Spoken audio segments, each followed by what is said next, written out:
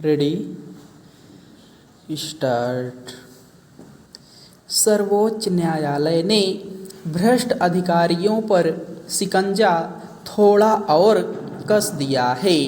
अदालत की संविधान पीठ ने व्यवस्था दी है कि भ्रष्टाचार के मामले में संयुक्त सचिव और उससे ऊपर के अधिकारियों की गिरफ्तारी में संबंधित प्राधिकार से अनुमति लेने की कोई ज़रूरत नहीं है और यह नियम 2003 से पहले के मामलों पर भी लागू होगा। यानी दिल्ली विशेष पुलिस स्थापना DSPE अधिनियम का कोई मतलब नहीं है।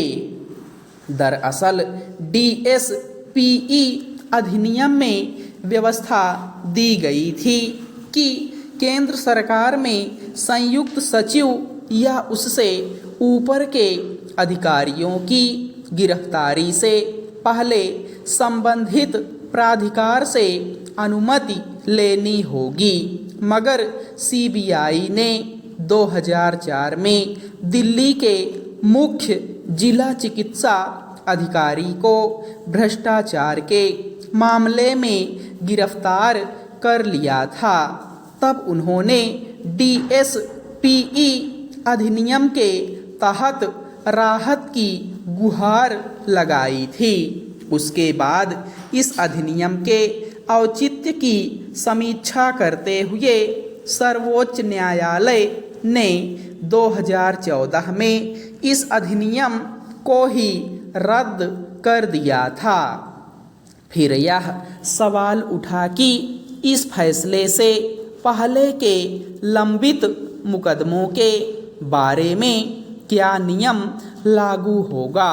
उसी पर संविधान पीठ ने फैसला दिया है कि 2014 का फैसला इसके पहले के मामलों पर भी लागू होगा। इससे एक बार फिर जाहिर हुआ है कि अदालत भ्रष्टाचार के मामलों में किसी तरह की रियायत की पक्षधर नहीं है। दरअसल DSPE अधिनियम बना था तो उसके पीछे मकसद यही था कि किसी अधिकारी के गिरफ्तार होने की वजह से संबंधित महकमे का कामकाज बाधित न होने पाए। संयुक्त सचिव और उसके ऊपर के पदों का निर्वाह कर रहे अधिकारियों को अनेक गंभीर और जरूरी मामलों में तत्काल फैसले करने पड़ते हैं। अगर उन्हें अचानक गिरफ्तार कर लिया जाता है तो अनेक परियोजनाएं और दूसरे कामकाज ठप पड़ सकते हैं। इसलिए इस मामले में संबंधित प्राधिकार यानी मंत्रालय से गिरफ्तारी की अनुमति लेने को अनिवार्य किया गया। मगर यह अधिनियम एक तरह से अधिकारियों के लिए कवच साबित हुआ। जांच एजेंसियों के पास पुख्ता सबूत होने के बावजूद वे किसी भ्रष्ट अधिकारी को तब तक गिरफ्तार नहीं कर सकती थीं जब तक उन्हें संबंधित विभाग से अनुमति नहीं मिल जाती। फिर यह छिपी बात नहीं है कि इन ऊंचे ओहदों पर पहुँचे लोगों के अपने बड़े अधिकारियों, मंत्रियों आदि से कैसे रिश्ते होते हैं।